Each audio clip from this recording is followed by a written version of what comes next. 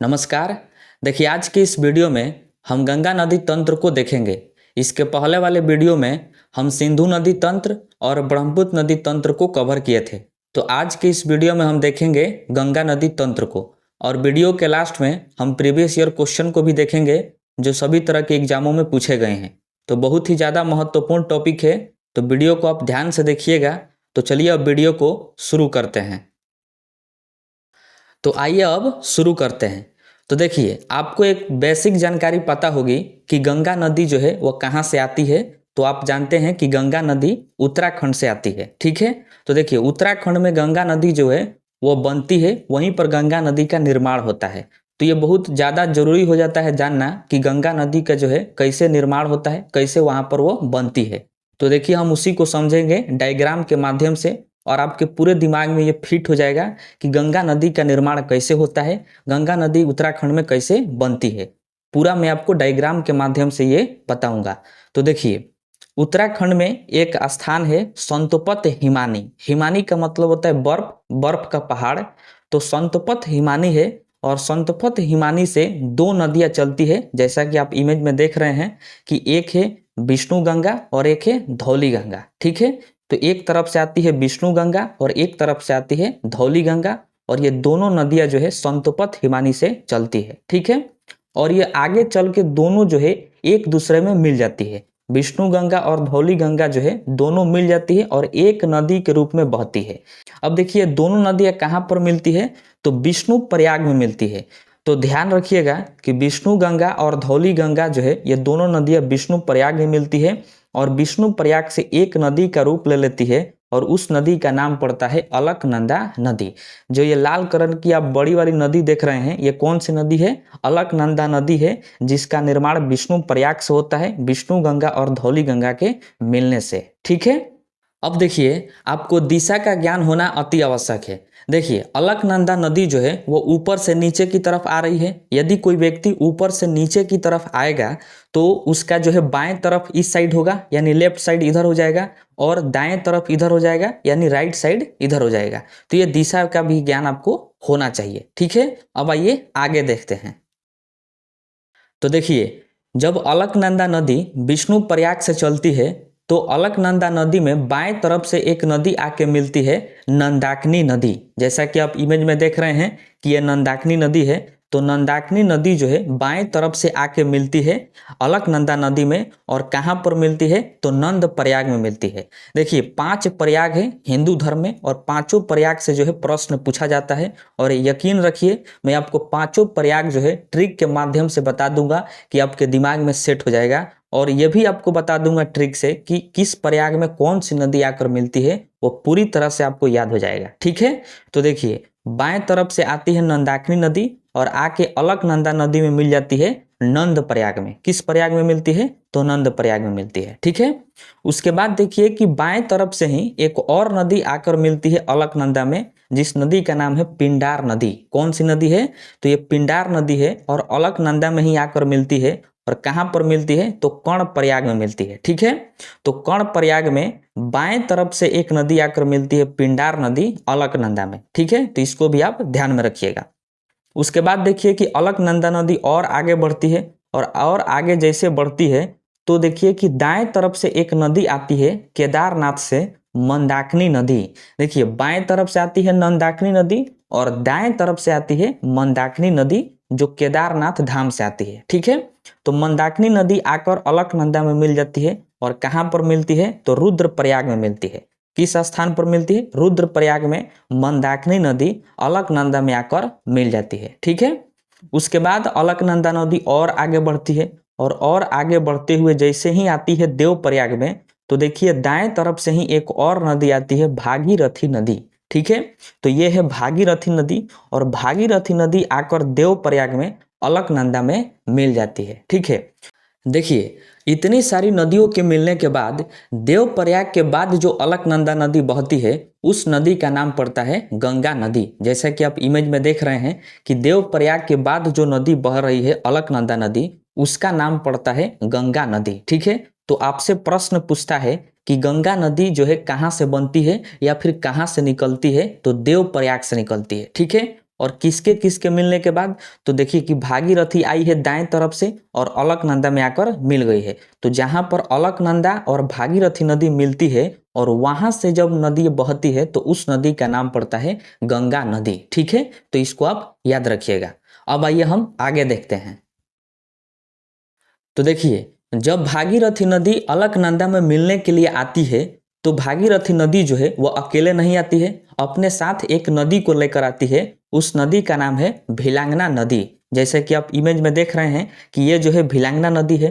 तो ये भिलांगना नदी जो है आकर भागीरथी नदी में मिल जाती है। ठीक है, तो आपको याद रखना है कि भागीरथी नदी की सहायक नदी कौन सी है, तो भिलांगना नदी है। इस तरह से प्रश्न पूछा जाता है। ठीक है, अब देखिए, भागीरथी नदी और भिलांगना नदी जहां पर मिलती है वहीं पर एक बांध बनाया गया है। उस बांध का नाम है टिहरी बांध। कौन सा बांध है? वो टिहरी बांध है। जैसा कि आप इमेज में देख रहे हैं कि ये जो है टिहरी बांध है और ये किसके संगम पर है, तो भागीरथी और भिलांगना के संगम पर है। ठीक है, और देखिए कि टिहरी बांध के सपोर्ट के लिए इसके पीछे एक और बांध बनाया गया है। उस बांध का नाम है कोटेश्वर बांध। बड़ा बड़ा बांध जब बनाया जाता है तो उसके सपोर्ट के लिए भी उसके पीछे जो है एक छोटा सा बांध बनाया जाता है। तो उसी प्रकार जो टिहरी बांध है उसके पीछे भी एक बांध बनाया गया है, कोटेश्वर बांध। ठीक है, तो देखिए इससे प्रश्न कैसे पूछता है। प्रश्न कहेगा कि कोटेश्वर बांध किस नदी पर है, तो भागीरथी नदी पर है। क्योंकि आप देख रहे हैं कि कोटेश्वर बांध जो है केवल और केवल किस नदी पर है, भागीरथी नदी पर है। ठीक है, और पूछेगा कि टिहरी बांध किस नदियों के संगम पर है, तो भागीरथी और भिलांगना के संगम पर बनाया गया है टिहरी बांध को, और सिर्फ केवल भागीरथी नदी पर बनाया गया है कोटेश्वर बांध को। ठीक है, तो इस तरह से आपको ध्यान में रखना है। तो आइए अब हम जानते हैं कि इन पांचों प्रयाग को हमें याद कैसे रखना है। तो देखिए, सबसे पहले आप जानिए कि प्रश्न पूछता कैसे है। तो देखिए, प्रश्न कहेगा कि विष्णु गंगा और धौली गंगा कहाँ मिलती है, या फिर कहेगा कि नंदाकिनी नदी और अलकनंदा नदी कहाँ मिलती है, पिंडार नदी और अलकनंदा नदी किस प्रयाग में मिलती है। इस तरह से प्रश्न जो है पूछा जाता है। तो देखिए, आप इसको याद कैसे रखिएगा। तो देखिए, आप पढ़ें कि संतोपथ हिमानी से दो नदियां चलती है, विष्णु गंगा और धौली गंगा। तो देखिएगा कि विष्णु गंगा में भी क्या है, विष्णु है, और विष्णु प्रयाग में भी क्या है, विष्णु है। तो इस तरह से आपके दिमाग में ये सेट हो जाएगा कि विष्णु गंगा और धौली गंगा कहाँ पर मिलती है, तो विष्णु प्रयाग में मिलती है। क्योंकि एक नदी जो आ रही है उस नदी के नाम में भी विष्णु है। क्योंकि क्या नाम है इसका, विष्णु गंगा है और धौली गंगा, ये दोनों कहाँ पर मिल रही है, तो विष्णु प्रयाग में मिल रही है। तो इस नाम में भी छुपा हुआ है विष्णु, और विष्णु गंगा में भी नाम छुपा है विष्णु। ठीक है, तो इस तरह से आपके दिमाग में ये सेट हो जाएगा। ठीक है, देखिए, विष्णु प्रयाग से जब नदी चलती है अलकनंदा नदी, तो इसी नदी में बाएं दाएं से आकर सभी नदियां मिलती है। तो ये तो आपको याद रहेगा कि सभी नदियां जो है किस में मिल रही है, तो अलकनंदा नदी में मिल रही है। ठीक है, देखिए, बाएं तरफ से एक नदी आकर मिलती है अलकनंदा में, नंदाकिनी नदी। कहाँ पर मिलती है, तो नंद प्रयाग में मिलती है। तो ये तो याद करना और आसान हो जाता है, क्योंकि नंदाकिनी नदी कहाँ पर मिल रही है, नंद प्रयाग में। दोनों में क्या है, नंद नंद लगा है। नंदाकिनी में भी नंद है और नंद प्रयाग में भी क्या है, नंद है। तो नंदाकिनी नदी और कहाँ पर मिलेगी, अलकनंदा में मिलेगी। कहाँ पर, तो नंद प्रयाग में। तो जैसे आपसे प्रश्न पूछेगा कि नंदाकिनी नदी और अलकनंदा नदी का संगम कहाँ होता है, या फिर नंदाकिनी नदी अलकनंदा नदी में कहाँ पर मिलती है, तो आपके दिमाग में यह हंट मारेगा कि नंदाकिनी यानी नंद प्रयाग में, क्योंकि दोनों में क्या लगा है, नंद लगा है। ठीक है, अब देखिए, बाएं तरफ से एक नदी आती है पिंडार नदी, और यह अलकनंदा नदी में मिल जाती है। कहाँ पर मिलती है, तो कर्ण प्रयाग में मिलती है। ठीक है, अब देखिए इसको आप याद कैसे करिएगा। तो देखिए, कर्ण जो होता है, कर्ण जो होता है वो कानों में पहना जाता है। आप रामायण महाभारत में देखे होंगे भगवान को पहने हुए, तो वह कानों में पहना जाता है। और उसका आकार कैसा होता है, तो गोलाकार होता है। कर्ण का आकार कैसा होता है, गोलाकार। ठीक है, और जो पिंड होता है, मृत्यु के बाद जो है नदियों में दान किया जाता है, पिंड दान जिसको कहते हैं। तो पिंड जो होता है उजला कलर का, उसका भी आकार कैसा होता है, तो गोलाकार होता है। ठीक है, तो पिंड से आपको याद रखना है पिंडार नदी, और वह कहाँ पर मिलती है, तो कर्ण प्रयाग में मिल जाती है, अलकनंदा में। तो कर्ण भी कैसा होता है, गोलाकार होता है। तो इस तरह से आपको दिमाग में सेट करना है कि पिंडार नदी जो है अलकनंदा नदी में मिलती है। कहाँ पर मिलती है, तो कर्ण प्रयाग में मिलती है। और जो कर्ण होता है कानों में पहना जाता है, उसका आकार गोल होता है। और पिंड जो होता है उसका भी आकार गोल होता है। तो पिंडार नदी कर्णप्रयाग में मिलती है अलकनंदा में। ठीक है, अब देखिए दाएं तरफ से ही एक नदी आती है मंदाकिनी नदी, जो केदारनाथ धाम से आती है और रुद्रप्रयाग में अलकनंदा में मिल जाती है। कहाँ पर मिलती है? तो रुद्रप्रयाग में। अब आप इसको याद कैसे करिएगा? तो देखिए मंद का आप उल्टा जानते हैं कि क्या होता है? रुद्र होता है, यानी तेज होता है। मंद का मतलब क्या होता है? धीमा। और इसी का उल्टा क्या हो जाएगा? रुद्र यानी तेज। ठीक है, आप ये भी सुने होंगे कहीं कहीं पर कि यह नदियाँ जो है रौद्र रूप में है, अपने रौद्र रूप में है, मतलब वो बहुत तेजी से बह रही है। ठीक है, तो मंद का उल्टा जो होता है वह रुद्र होता है, और रुद्र यानी तेज का उल्टा क्या हो जाता है? मंद हो जाता है। मंद का मतलब धीमा धीमा होता है।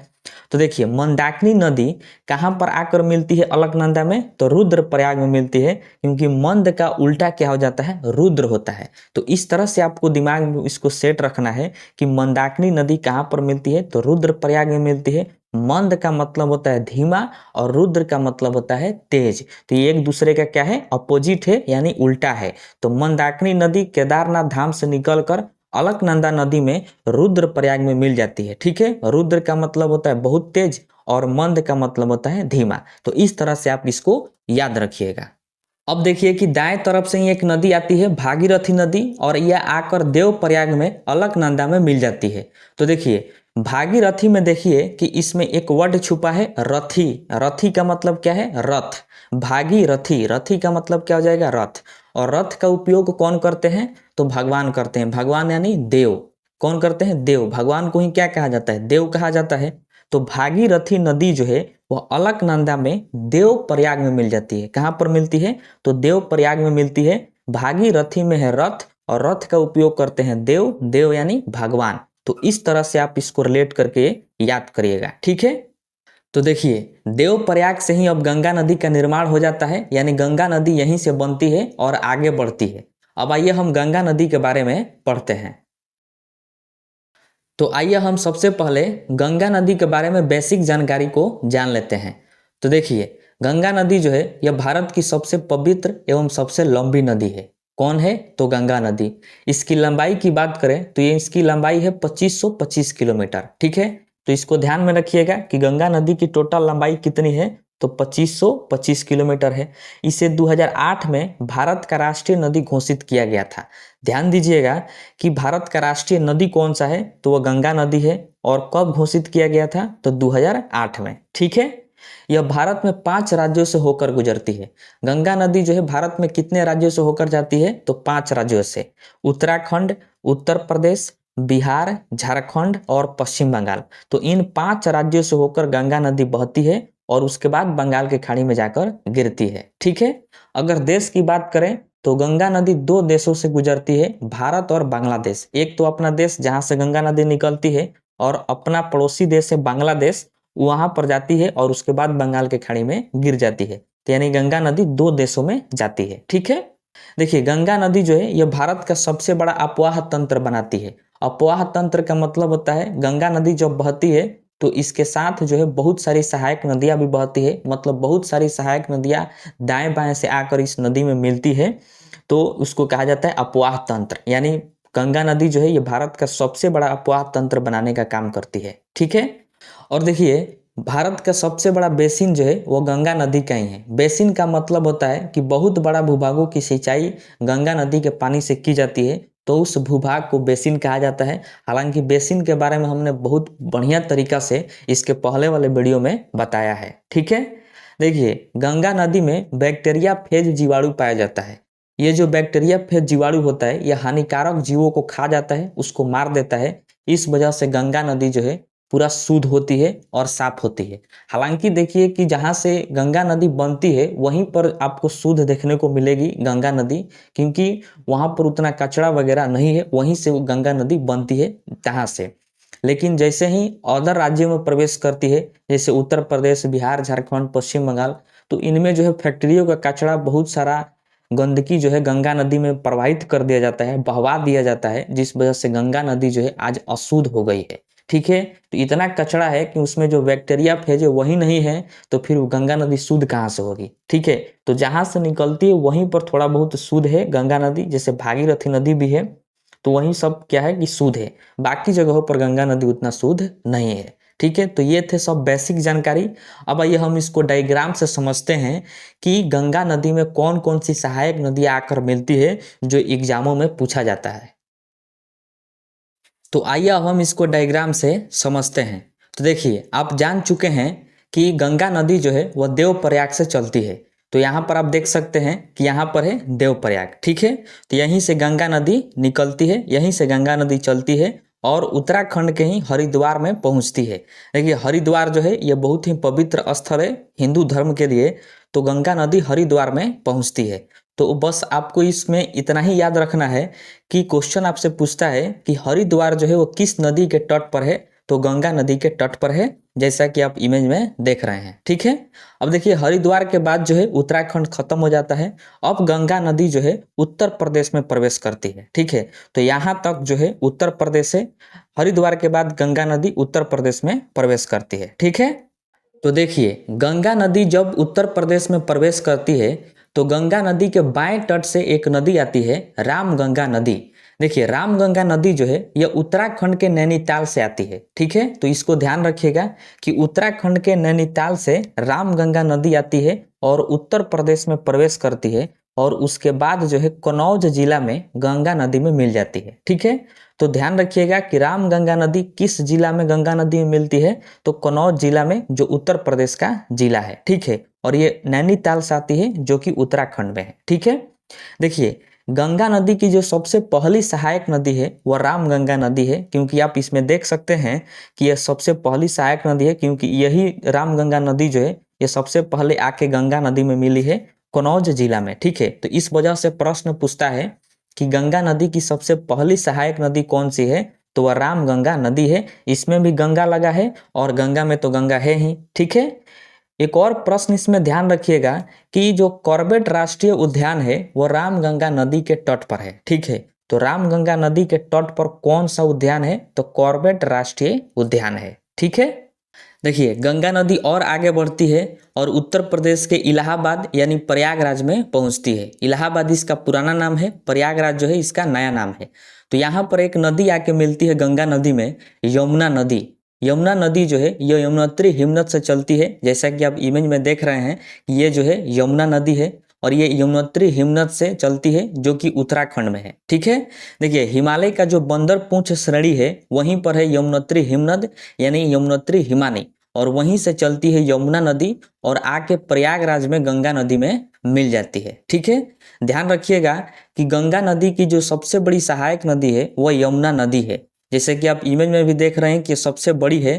तो बहुत बार यह प्रश्न पूछा जा चुका है कि गंगा नदी की सबसे बड़ी सहायक नदी कौन सी है, तो वह है यमुना नदी। ठीक है, और यह भी ध्यान रखिएगा कि यह दाहिने तट से आके मिलने वाली पहली नदी है। जैसे देखिए कि गंगा नदी जो है ऐसे जा रही है, इस तरफ जा रही है, तो इसके ऊपर क्या हो जाएगा, बाएं तट यानी बाएं तरफ, और इसके नीचे क्या हो जाएगा, दाएं तरफ। तो देखिए कि ये दाएं तरफ से आके पहली नदी है जो गंगा नदी में मिल रही है, क्योंकि इसके पहले तो कोई नदी नहीं है जो आके गंगा नदी में मिली दाहिने तट से, सब आके बाएं तट से मिली है। ठीक है, तो ये पहली नदी है जो गंगा नदी में दाएं तट से आके मिलती है, तो ये भी आप ध्यान रखिएगा। ठीक है, और ये गंगा नदी की सबसे बड़ी सहायक नदी भी है। ठीक है, देखिए यमुना नदी के कारण ही दिल्ली को जो है जल मिलता है। दिल्ली जो भारत की राजधानी है उसको जल किस नदी के कारण मिलता है, तो यमुना नदी के कारण मिलता है। इसके पीछे रीजन है क्योंकि यमुना नदी पर हथनी कुंड बैराज बनाया गया है, पुल की तरह ही होता है बैराज। तो हथनी कुंड बैराज बनाया गया है यमुना नदी पर, और इसी बैराज के कारण जो है दिल्ली को जल मिलता है, यानी दिल्ली शहर में पानी जाता है। ठीक है, और यह भी ध्यान रखना है कि यमुना नदी जो है यह हरियाणा और उत्तर प्रदेश के बीच सीमा बनाती है। हरियाणा जो राज्य है और उत्तर प्रदेश, इन दोनों के बीच सीमा का काम कौन करती है, तो यमुना नदी करती है। ठीक है, तो इतना सारा बात जो है इसके बारे में आपको ध्यान रखना है। ठीक है, अब देखिए यमुना नदी की जो है बहुत सारी सहायक नदी है। अगर उसी में हम सहायक नदी भी पढ़ें तो आपके दिमाग पर जोड़ पड़ेगा, क्योंकि बहुत सारे नदियों को देखना है। तो इसलिए हम सबसे पहले बड़ी बड़ी नदियों को देख लेते हैं जो गंगा नदी में मिली है, और उसके बाद हम क्या करेंगे कि सहायक नदियों का सहायक नदी देखेंगे। ठीक है, अब देखिए गंगा नदी और आगे बढ़ती है और उत्तर प्रदेश के ही गाजीपुर में प्रवेश करती है। जैसा कि आप इमेज में देख रहे हैं कि ये गाजीपुर है और यहाँ पर एक नदी आती है बाएं तट से, गोमती नदी, और आके गाजीपुर में गंगा नदी में मिल जाती है। देखिए गोमती नदी जो है यह उत्तर प्रदेश के पीलीभीत से चलती है और पीलीभीत जो है यह मैदानी क्षेत्र है, मैदानी भूभाग है, वहीं से निकलती है गोमती नदी और आके गाजीपुर में मिल जाती है। ठीक है, आप जितने भी गंगा नदी की सहायक नदियां देखेंगे वो सब नदियां जो है पहाड़ी क्षेत्रों से, पठारी क्षेत्रों से, इन्हीं क्षेत्रों से आ रही है। लेकिन गोमती नदी एक ऐसी नदी है जो पीलीभीत यानी मैदानी क्षेत्र से आती है और गाजीपुर में गंगा नदी में मिल जाती है। इस वजह से यह नदी जो है इम्पोर्टेंट हो जाती है एग्जाम के पॉइंट ऑफ व्यू से, और इसमें पूछा भी गया है और आगे भी पूछेगा कि गंगा नदी की एकमात्र सहायक नदी बताइए जो मैदानी भाग से आती है, तो वो गोमती नदी है। बाकी सभी नदियां जो है पहाड़ी क्षेत्रों से, पठारी क्षेत्रों से आएगी, लेकिन गोमती नदी जो है ये पीलीभीत मैदानी क्षेत्र से आती है और गाजीपुर में गंगा नदी में मिल जाती है। ठीक है, तो इस पॉइंट को आप ध्यान में रखिएगा। ठीक, देखिए उत्तर प्रदेश की जो राजधानी है लखनऊ, वो लखनऊ जो है गोमती नदी के तट पर ही है। ठीक है, तो इसको भी आप ध्यान में रखिएगा कि लखनऊ शहर किस नदी के तट पर है, तो गोमती नदी के तट पर है। ठीक है, तो यहाँ तक उत्तर प्रदेश है और उत्तर प्रदेश में जितनी भी नदियाँ मिली इंपॉर्टेंट नदियाँ उसको मैंने बता दिया। हमने जो है उत्तर प्रदेश और उत्तराखंड में गंगा नदी को देख लिया। अब आइए हम देखते हैं बिहार में गंगा नदी को। तो देखिए यहाँ से गंगा नदी बिहार में प्रवेश करती है। ठीक है, देखिए बिहार में जितनी भी नदियाँ आगे गंगा नदी में मिलती है वो सब नदियाँ जो है नेपाल से आती है, क्योंकि बिहार जो है नेपाल के बॉर्डर पर ही है और नेपाल जो है वो पर्वतीय इलाका है, तो उधर से जो भी नदियाँ आती है तो बिहार में प्रवेश करके गंगा नदी में मिल जाती है। ठीक है, तो देखिए गंगा नदी जो है बिहार में प्रवेश करके सबसे पहले पहुँचती है छपरा जिला में। किस जिला में पहुँचती है, तो छपरा जिला में पहुँचती है। और छपरा जिला में गंगा नदी में एक नदी आके मिलती है घाघरा नदी। ठीक है, अब देखिए घाघरा नदी का उद्गम कैसे होता है, तो देखिए नेपाल से दो नदियां चलती है, एक काली नदी और एक कर्णाली नदी। ठीक है, ये दोनों नदियां जो है नेपाल से चलती है, जैसा कि आप इमेज में देख रहे हैं। और देखिए काली नदी जैसे ही बिहार में प्रवेश करती है तो इसका नाम पड़ जाता है शारदा नदी, और जब कर्णाली नदी बिहार में प्रवेश करती है तो इसका नाम पड़ जाता है घाघरा नदी। ठीक है, और ये दोनों नदियां जो है बिहार में आके मिल जाती है।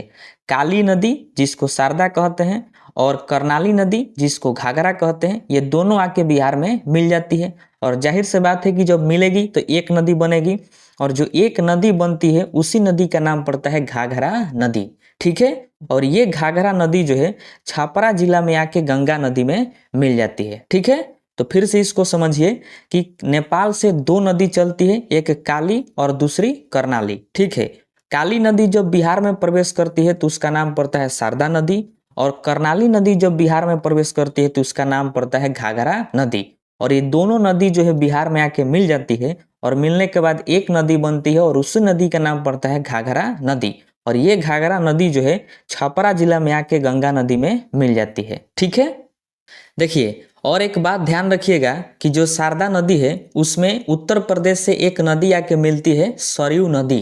जैसे कि आप इमेज में देख रहे हैं कि ये सरयू नदी जो है उत्तर प्रदेश से आती है और शारदा नदी में मिल जाती है। ठीक है, इस वजह से घाघरा नदी को सरयू नदी के नाम से भी जाना जाता है, क्योंकि देखिए सरयू नदी आके मिलती है शारदा नदी में और शारदा नदी आके मिल जाती है घाघरा नदी में। इस वजह से घाघरा नदी को ही सरयू नदी के नाम से भी जाना जाता है। लेकिन सरयू नदी जो है ये उत्तर प्रदेश से आके शारदा नदी में मिल जाती है बिहार में। ठीक है, और ये भी ध्यान रखिएगा जो राम जन्मभूमि है अयोध्या शहर, वह जो है सरयू नदी के तट पर है। ठीक है, तो यह भी पूछा हुआ प्रश्न है कि अयोध्या किस नदी के तट पर बसा हुआ है, तो सरयू नदी के तट पर है। ठीक है, अब देखिए गंगा नदी और आगे बढ़ती है और बिहार की राजधानी पटना में प्रवेश करती है। ठीक है, तो देखिए पटना में एक नदी आके मिलती है गंगा नदी के दाहिने तट से, सोन नदी। जैसा कि आप इमेज में देख रहे हैं कि ये जो है सोन नदी है, और ये सोन नदी गंगा नदी में दाहिने तट से आके मिल जाती है पटना जिला में। ठीक है, देखिए सोन नदी जो है ये अमरकंटक पठार से यानी अमरकंटक पहाड़ी से निकलती है और पटना में आके गंगा नदी में मिल जाती है। ठीक है, इसमें आपको ध्यान देने योग्य ये बात है कि ये दाहिने तट से आके मिलती है, तो ये दाहिने तट से गंगा नदी में मिलने वाली दूसरी सहायक नदी हो जाती है। क्योंकि पहली सहायक नदी अभी आप पढ़े कि यमुना नदी थी जो दाहिने तट से आके गंगा नदी में मिली है प्रयागराज में, और ये दूसरी सहायक नदी हो जाती है सोन नदी, दाहिने तट से आने वाली, और ये पटना में गंगा नदी में मिल जाती है। ठीक है, अब देखिए सोन नदी की सहायक नदी भी है, उसको हम आगे पढ़ेंगे जैसा कि आप जानते हैं। देखिए उसके बाद गंगा नदी जो है बिहार के ही सोनपुर में पहुंचती है। सोनपुर में जो है एशिया का सबसे बड़ा मेला लगता है, इसको भी आप ध्यान में रखिएगा। ठीक है, तो देखिए सोनपुर में एक नदी आके मिलती है, गंडक नदी। गंडक नदी जो है ये नेपाल से चलती है। नेपाल में गंडक नदी को शालिग्राम नदी कहा जाता है। कौन नदी कहा जाता है? तो शालिग्राम नदी के नाम से जाना जाता है गंडक नदी को, और ये जब बिहार में प्रवेश करती है तब इसका नाम पड़ता है गंडक नदी, और ये जो है बिहार के सोनपुर में आके गंगा नदी में मिल जाती है। ठीक है, गंडक नदी को नारायणी नदी के नाम से भी जाना जाता है, इस बात को आप ध्यान में रखिएगा। ठीक है, उसके बाद गंगा नदी जो है बिहार के कटिहार जिला में प्रवेश करती है। ठीक है, तो देखिए कटिहार में एक नदी आके मिलती है गंगा नदी में, कोसी नदी। ठीक है, जैसा कि आप इमेज में देख रहे हैं कि ये कोसी नदी है, और ये कोसी नदी जो है नेपाल के गोसाईनाथ चोटी से चलती है। ठीक है, मोस्ट इंपोर्टेंट है ये, नेपाल की कहाँ से चलती है? तो गोसाईनाथ चोटी से कोसी नदी चलती है और बिहार के कटिहार जिला में प्रवेश करती है और गंगा नदी में मिल जाती है। ठीक है, एग्जैक्ट लोकेशन की बात करें तो कुर्सेला में कोसी नदी जो है वो गंगा नदी में मिल जाती है। ये बीपीएससी में पूछा गया था प्रश्न। ठीक है, तो कुर्सेला जो है आपको ध्यान रखना है, यहीं पर कोसी नदी आके बिहार में गंगा नदी में मिल जाती है। ठीक है, देखिए कोसी नदी को बिहार का शोक कहा जाता है, क्योंकि जब ये नदी आती है तो पूरे मातम छा जाता है, ये तबाही मचा देती है, और ये अपने मार्ग बदलने के लिए भी जानी जाती है, क्योंकि अपने मार्ग जो है जब मन तब किधर भी बदल सकती है, इतना इसका रफ्तार होता है। क्योंकि नेपाल उधर पहाड़ी क्षेत्र है, और पहाड़ी क्षेत्र से जब ऊंचास से नदियाँ आती है ढलान में तो उसकी गति जो है, उसका वेग बहुत तेज हो जाता है। इस वजह से ये कोसी नदी जब आती है ऊंचाई से ढलान में तो इसका वेग तेज हो जाता है, और ये अपना रौंद रूप में रहती है, इधर उधर बहने लगती है। पूरा जितना बांध वगैरह होता है सब तोड़ ताड़ कर इधर उधर बहने लगती है, इसलिए इसको विश्वासघाती भी कहा जाता है। ठीक है, तो इसको भी आप ध्यान रखिएगा, क्योंकि इस पर विश्वास नहीं किया जा सकता, ये किधर से बहेगी तोड़कर, इसलिए इसको विश्वासघाती नदी भी कहते हैं कोसी नदी को। ठीक है, और इसको बिहार का शोक कहा जाता है। ठीक है, देखिए नेपाल में कोसी नदी को सप्त कोसी नदी के नाम से जाना जाता है, तो इसको भी आप ध्यान रखिएगा कि नेपाल में इसको सप्त कोसी कहते हैं, और जब ये बिहार में प्रवेश करती है तो इसको केवल और केवल कोसी नदी कहा जाता है। ठीक है, तो देखिए कटिहार के बाद अब गंगा नदी जो है पश्चिम बंगाल में प्रवेश करती है, क्योंकि यहीं तक बिहार है। अब बिहार के बाद गंगा नदी कहाँ प्रवेश करेगी? तो पश्चिम बंगाल में। ठीक है, देखिए पश्चिम बंगाल में दार्जिलिंग की पहाड़ी है, यहाँ पर है दार्जिलिंग की पहाड़ी, और यहीं से एक नदी निकलती है महानंदा नदी। ठीक है, महानंदा नदी जो है ये दार्जिलिंग की पहाड़ी से निकलती है और आके गंगा नदी में मिल जाती है फरक्का बैराज के पास। किस बैराज के पास? तो फरक्का बैराज के पास महानंदा नदी जो है गंगा नदी में मिल जाती है, इस बात को आप ध्यान में रखिएगा। ठीक है, अब देखिए इसके बाद कोई भी गंगा नदी की अब सहायक नदी नहीं है। इस वजह से प्रश्न पूछता है कि गंगा नदी की सबसे अंतिम सहायक नदी कौन सी है? तो महानंदा नदी है, जो कि दार्जिलिंग की पहाड़ी से चलती है। ठीक है, और दार्जिलिंग की पहाड़ी ये भी ध्यान रखिएगा कि वेस्ट बंगाल में ही है, यानी पश्चिम बंगाल में ही है। ठीक है, अब आइए आगे देखते हैं। तो देखिए गंगा नदी जो है फरक्का बैराज के पास से दो भागों में बढ़ जाती है। कितने भाग में बढ़ती है? दो भागों में, जैसा कि आप इमेज में देख रहे हैं। एक भाग का नाम पड़ता है हुगली नदी और दूसरे भाग का नाम पड़ता है पद्मा नदी। ठीक है, तो ये जो पद्मा नदी है ये चली जाती है बांग्लादेश में, और जो हुगली नदी है ये पश्चिम बंगाल होते हुए डायरेक्ट जो है बंगाल के खाड़ी में जाके गिर जाती है। ठीक है, तो देखिए हुगली नदी के बंगाल के खाड़ी में गिरने से पहले इसमें एक नदी आके मिलती है दामोदर नदी। जैसा कि आप इमेज में देख रहे हैं कि ये है दामोदर नदी, और ये दामोदर नदी जो है झारखंड से आती है और भ्रंश घाटी में बहती हुई आके हुगली नदी में मिल जाती है। ठीक है, कहाँ पर मिलती है? तो पश्चिम बंगाल में मिल जाती है हुगली नदी में दामोदर नदी। ठीक है, देखिए दामोदर नदी को बंगाल का शोक कहा जाता था, पहले कहा जाता था दामोदर नदी को बंगाल का शोक, जैसे बिहार का शोक कहा जाता है कोसी नदी को, ठीक उसी प्रकार दामोदर नदी को बंगाल का शोक कहा जाता था। क्योंकि दामोदर नदी के कारण जो है पश्चिम बंगाल में बहुत ज़्यादा बाढ़ आता था, तबाही तबाही मच जाता था। इस वजह से दामोदर नदी को पश्चिम बंगाल का शोक कहा जाता था, ठीक है। लेकिन दामोदर घाटी जो परियोजना चलाया गया उसके तहत देखिए कि दामोदर नदी पर बहुत सारा बांध बनाया गया, जगह जगह पर बांध बनाकर पानी को जो है रोक दिया गया, पानी को स्टोर कर दिया गया और सिंचाई में इस्तेमाल किया गया, नहर भी बनाकर, ठीक है। अब जो है दामोदर नदी का जो पानी है वो पश्चिम बंगाल में कम ही जाता है, केवल सिंचाई योग्य जाता है। अब बंगाल में तबाही नहीं मचता है पश्चिम बंगाल में दामोदर नदी के कारण। इस वजह से अब दामोदर नदी को पश्चिम बंगाल का जो है वरदान कहा जाता है, ठीक है। तो आपसे प्रश्न पूछेगा कि पश्चिम बंगाल का वरदान किस नदी को कहा जाता है, तो दामोदर नदी को कहा जाता है, ठीक है। तो इस बात को आप ध्यान रखिएगा। अब आइए हम आगे देखते हैं। तो अब आप जान गए कि गंगा नदी जो है वो फरक्का बैराज से दो भागों में बढ़ जाती है, एक हुगली और दूसरा पद्मा, ठीक है। तो हुगली के बारे में अभी आप विस्तार से पढ़ें। अब आइए हम देखते हैं पद्मा के बारे में। तो देखिए पद्मा नदी जो है ये बांग्लादेश में इंटर करती है, यानी बांग्लादेश में प्रवेश करती है, ठीक है। तो जैसे ही ये बांग्लादेश में प्रवेश करती है तो ऊपर की तरफ देखिए कि एक नदी आती है ब्रह्मपुत्र नदी। और ध्यान रखिएगा कि ब्रह्मपुत्र नदी को बांग्लादेश में जमुना के नाम से जाना जाता है, इसके पहले वाले आप वीडियो में पढ़े हैं, ठीक है। तो जमुना के नाम से ब्रह्मपुत्र नदी को बांग्लादेश में जाना जाता है और ये ऊपर के तरफ से आके पद्मा नदी में मिल जाती है, जैसा कि आप इमेज में देख रहे हैं, ठीक है। और देखिए कि इधर से आती है मेघना नदी और मेघना नदी भी आके पद्मा नदी में मिल जाती है बांग्लादेश में, ठीक है। तो ब्रह्मपुत्र नदी और मेघना नदी ये दोनों नदियां आके पद्मा नदी में बांग्लादेश में आके मिल जाती है। और ये जब तीनों नदियां मिलती है तो एक नदी का रूप लेती है और उस नदी का नाम ही रखा जाता है मेघना नदी, ठीक है। तो जब तीनों नदियां मिलती है तब उस नदी का नाम क्या पड़ता है, तो मेघना नदी पड़ता है, ठीक है। और यही मेघना नदी जो है बंगाल के खाड़ी में जाके गिर जाती है। लेकिन बंगाल के खाड़ी में गिरने से पहले ये जो है सुंदरबन डेल्टा का निर्माण करती है, ठीक है। तो मेघना नदी सुंदरबन डेल्टा का निर्माण करती है और उसके बाद जो है बंगाल के खाड़ी में गिर जाती है।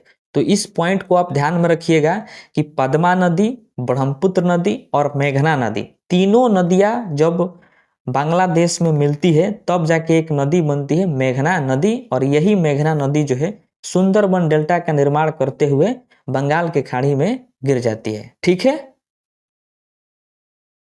तो देखिए हमने वीडियो के शुरुआत में ही कहा था कि हम यमुना नदी की सहायक नदियों को लास्ट में देखेंगे ताकि समझ में आएगा, ठीक है। तो आइए अब उसको देखते हैं। तो देखिए यमुना नदी की जो है प्रमुख 4 सहायक नदियां हैं जिसको आपको याद रखना है। कौन कौन सी है, तो देखिए केन है, बेतवा है, सिंध है और चंबल नदी है। तो ये 4 प्रमुख सहायक नदियां हैं यमुना नदी की, जो यमुना नदी में जाकर मिलती है और फिर यमुना नदी जो है इलाहाबाद में जाके गंगा नदी में मिल जाती है, ठीक है। तो देखिए कैमूर की पहाड़ी जो है ये मध्य प्रदेश में है और कैमूर की पहाड़ी से एक नदी निकलती है केन नदी और ये केन नदी जो है जाके यमुना नदी में मिल जाती है, यानी केन नदी यमुना नदी की सहायक नदी है, ठीक है। तो इसको ध्यान में रखिएगा। देखिए मध्य प्रदेश में ही है विंध्याचल पर्वत, यानी विंध्याचल की पहाड़ी है मध्य प्रदेश में और वहीं से एक नदी निकलती है बेतवा नदी और ये बेतवा नदी जो है आके यमुना नदी में मिल जाती है, ठीक है। तो इसको भी आप ध्यान में रखिएगा कि बेतवा नदी जो है यमुना की सहायक नदी है जो विंध्याचल की पहाड़ी से आती है, ठीक है। और मध्य प्रदेश से ही आती है सिंध नदी और ये आके यमुना नदी में मिल जाती है, ठीक है। तो यहाँ पर है सिंध नदी जो कि यमुना नदी में मिल गई है।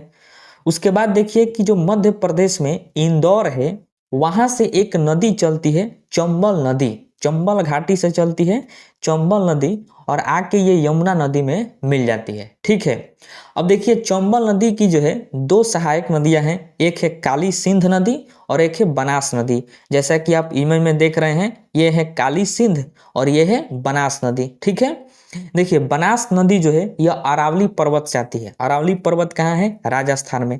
तो वहां से आती है बनास नदी और आके चंबल नदी में मिल जाती है, ठीक है। और काली नदी भी आके चंबल नदी में मिल जाती है और इन दोनों नदियों को समेटकर चंबल नदी जो है जाके यमुना नदी में गिर जाती है, यानी यमुना नदी में मिल जाती है। ठीक है, तो ये 4 प्रमुख यमुना की सहायक नदियां हैं जिसको आपको याद रखना है।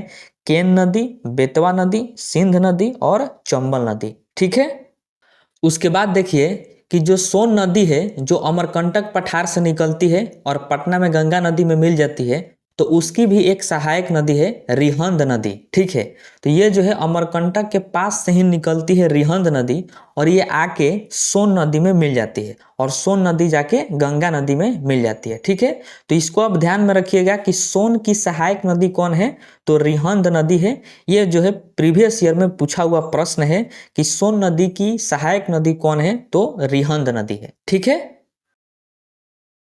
अब आइए हम कुछ प्रीवियस ईयर क्वेश्चन को देखते हैं और टेस्ट लगाते हैं और आप जो है अपने आप को जांच सकते हैं कि आपको कितना याद हुआ। ठीक है, तो देखिए पहला प्रश्न है कि भारत की बृहत्तम नदी कौन है, मतलब सबसे लंबी नदी कौन है ये बताना है। तो आप जानते हैं बहुत आसान प्रश्न है, ऑप्शन नंबर डी इसका राइट आंसर हो जाएगा। गंगा नदी जो है ये भारत की सबसे लंबी नदी है। ठीक है, उसके बाद प्रश्न है कि निम्नलिखित में से कौन सी नदी हिमालय से परे की नदी है, मतलब बताना है कि जो 4 ऑप्शन है इसमें से कौन सी नदी जो है हिमालय से नहीं आती है। तो देखिए गंगा नदी आती है हिमालय से, यमुना भी आती है, सतलज भी आती है चीन से, तिब्बत यानी हिमालय से ही आती है, और रावी नदी जो है ये हिमालय से नहीं आती है। तो इसका राइट आंसर हो जाएगा ऑप्शन नंबर डी। ठीक है, उसके बाद प्रश्न है कि कहाँ भागीरथी और अलकनंदा मिलकर गंगा बन जाती है। बहुत इजी प्रश्न है, आप पढ़ चुके हैं कि देव प्रयाग में जो है भागीरथी और अलकनंदा जब मिलती है तो वहीं से गंगा नदी बन जाती है। ठीक है, उसके बाद प्रश्न है निम्नलिखित नदियों में किसका उद्गम भारत में नहीं है। इसमें से बताना है कि कौन सी नदी है जो भारत में उसका उद्गम नहीं है। तो देखिए रावी जो है भारत में ही इसका उद्गम है, ब्यास का भी उद्गम भारत में ही है, चिनाब का भी उद्गम भारत में है, लेकिन सतलज का उद्गम भारत में नहीं है। यह मानसरोवर झील के पास से आती है तिब्बत से। ठीक है, यानी चीन से। उसके बाद प्रश्न है निम्नलिखित नदियों में सबसे अधिक पथ परिवर्तन किया है। बताना है कि कौन सी नदी है जो सबसे ज्यादा पथ परिवर्तन की है, मतलब अपना रास्ता बदली है। तो आप जानते हैं कोसी नदी जो है इसको बिहार का शोक कहा जाता है, विश्वासघाती नदी भी कहा जाता है क्योंकि अपना मार्ग बहुत तेजी से बदलती है। ठीक है, उसके बाद प्रश्न है भारत की सबसे बड़ी वाह नदी कौन है। वाह मतलब वाहक नदी बताना है, मतलब अपवाह, सबसे बड़ा अपवाह तंत्र वाली नदी कौन है, तो गंगा नदी है, जैसा कि आप जानते हैं। ऑप्शन नंबर सी इसका राइट आंसर हो जाएगा। अगला प्रश्न है कि निम्न में कौन नदी यमुना नदी में नहीं मिलती है, मतलब बताना है कि कौन नदी है जो यमुना की सहायक नहीं है, यानी यमुना में नहीं मिलती है। तो देखिए केन भी है, अभी आप पढ़ें कि यमुना की सहायक है केन नदी, बेतवा नदी और चंबल नदी, ये तीनों नदी है, लेकिन सोन नदी जो है यमुना की सहायक नदी नहीं है, यह यमुना नदी में नहीं मिलता है। तो इसका राइट आंसर हो जाएगा ऑप्शन नंबर सी। ठीक है, उसके बाद प्रश्न है चंबल नदी किन राज्यों से होकर बहती है। तो देखिए यह मध्य प्रदेश और राजस्थान से होकर बहती है चंबल नदी, इसको आप ध्यान में रखिएगा। ठीक है, देखिए उसके बाद अगला प्रश्न है कि गंगा नदी को बांग्लादेश में किस नाम से जाना जाता है। तो इसका राइट आंसर हो जाएगा ऑप्शन नंबर ए। बहुत इजी प्रश्न है, पद्मा नाम से जाना जाता है गंगा नदी को। ठीक है, उसके बाद प्रश्न है कि निम्नलिखित में से कौन सी नदी अमरकंटक के पठार से निकलती है। बताना है कि कौन सी नदी जो है वो अमरकंटक के पठार से निकलती है। तो आप जानते हैं कि सोन नदी जो है यह अमरकंटक के पठार से निकलती है और बिहार के पटना जिला में गंगा नदी में मिल जाती है। ठीक है, उसके बाद अगला प्रश्न है कि निम्नलिखित में कौन सी नदी का उद्गम भारत में नहीं है। बताना है कि कौन सी नदी है जो भारत में उसका उद्गम नहीं है।